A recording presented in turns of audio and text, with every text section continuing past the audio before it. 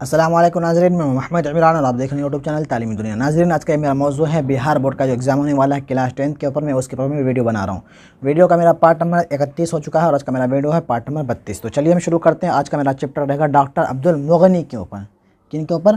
Doctor عبد المغنی کے اوپر میرا چیپٹر ہے۔ تو چلیے شروع کرتے ہیں۔ بسم اللہ الرحمن الرحیم۔ ویڈیو شروع کرنے سے پہلے آپ سے گزارش ہے کہ میرے چینل کو سبسکرائب نہیں کیے تو سبسکرائب کر کے بیل کو دبا کر کے آل کر دیں اور ویڈیو کو لائک ضرور کر دیں۔ بسم اللہ الرحمن الرحیم۔ ڈاکٹر عبد المغنی ریاست بہار کے دانشوروں اور تنقید نگاروں میں ممتاز ہیں، مطلب بہت اونچا درجے کے رہنے والے ہیں۔ عہد حاضر میں شعراء ادب اور فکر و نظر کو وسعت اور شفافیت کے ساتھ پیش کرنے والوں اور ایک مخصوص تنقیدی اصول کو مقبول بنانے میں ڈاکٹر عبد المغنی کی خدمات کو فراموش نہیں کیا جا سکتا۔ ان کے والد مولانا عبد الرؤف ایک معروف عالم دین تھے، بہت بڑے عالم تھے ڈاکٹر عبد المغنی صاحب کے والد صاحب۔ ان کا تعلق ضلع اورنگ آباد بہار سے ہے۔ ڈاکٹر عبد المغنی کی پیدائش وہیں 1934 عیسوی میں ہوئی تھی۔ ڈاکٹر عبد المغنی کی پیدائش 1934 میں ہوئی ہے۔ ابتدائی تعلیم گھر پر ہوئی۔ آگے کی تعلیم کے لیے انہوں نے مدرسہ شمس الہدیٰ میں داخلہ لیا۔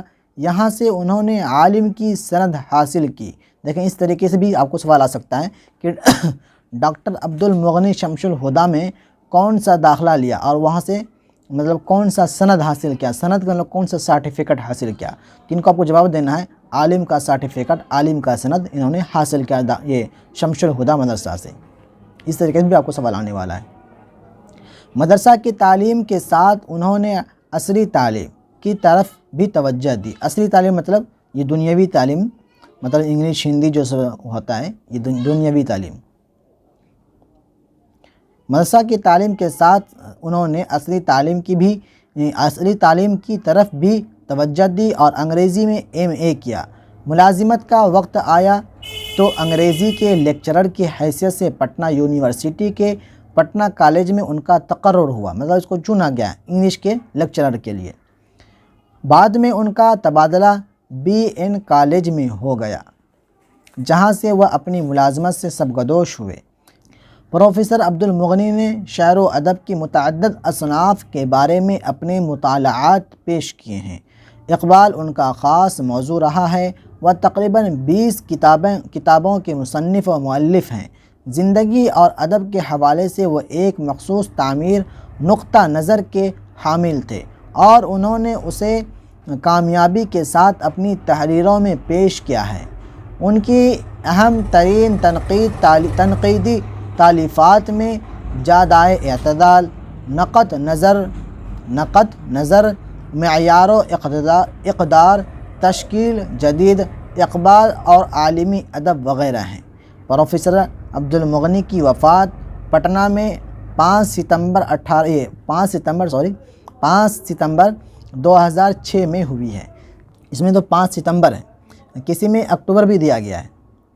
اس میں تو میں بھی کنفیوز ہوں، میں آپ کو ستمبر بتاؤں یا اکتوبر بتاؤں۔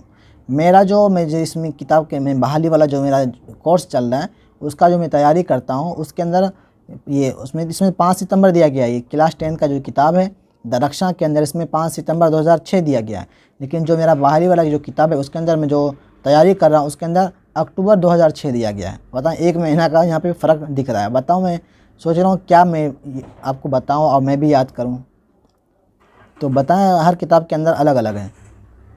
تو امید کرتا ہوں آپ کو یہ ویڈیو اچھی لگی ہوگی۔ ویڈیو اچھی لگے تو ویڈیو کو لائک کریں، ویڈیو کو شیئر کریں اور مجھے انسٹاگرام پر آپ لوگ ضرور فالو کریں، اور میرے چینل کو سبسکرائب نہیں کیا تو سبسکرائب کر کے بیل کو دبا کر کے آل کر دیں اور میری ویڈیو کو لائک ضرور کریں۔ ملتے ہیں اگلی ویڈیو میں۔ خدا حافظ۔